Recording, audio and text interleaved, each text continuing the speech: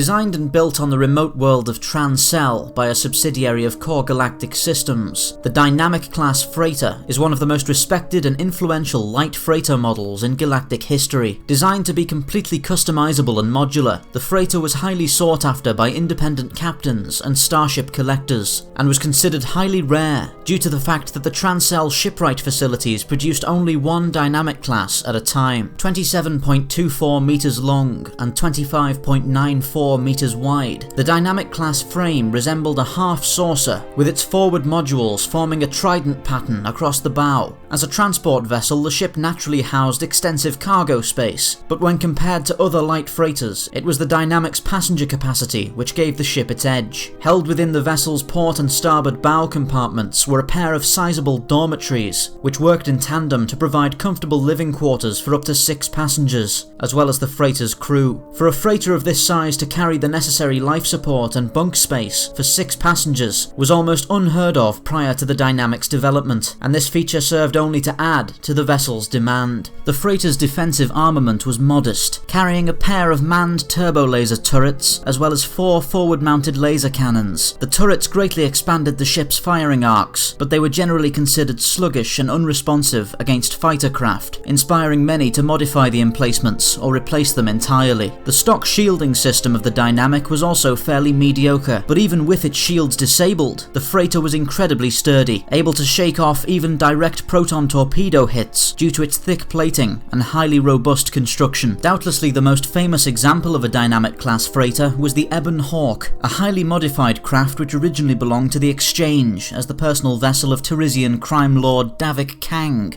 After Kang was killed in the bombardment of Taris in 3956 BBY, the vessel fell into the hands of the Jedi Order, and was famously used by the redeemed Revan and his companions during the hunt for the Star Forge. After the end of the Jedi Civil War and the start of the Dark Wars that followed, the Ebon Hawk continued its tradition of historic owners, as it fell under the command of the legendary Jedi exile, Mitra Surik. The use of a Dynamic class vessel by 2 of the most powerful and historically significant Force users in the galaxy afforded the ship itself similar historical significance. This would lead to the Corellian Engineering Corporation later using the design as inspiration for their successful XS stock freighter model, which in turn would inspire the famous YT series of freighters some 3,600 years later, including by far the most iconic of these designs, the YT 1300.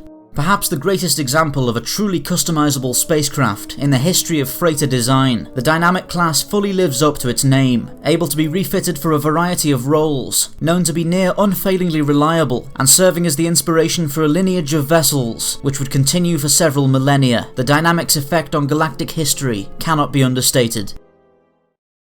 Thank you for watching Spacedock. Please remember to like, subscribe and share for more science fiction spacecraft summaries. If you enjoy the channel, why not consider pledging your support on Patreon? For just $1 a month, you'll be able to access the Spacedock schedule to see what's coming up.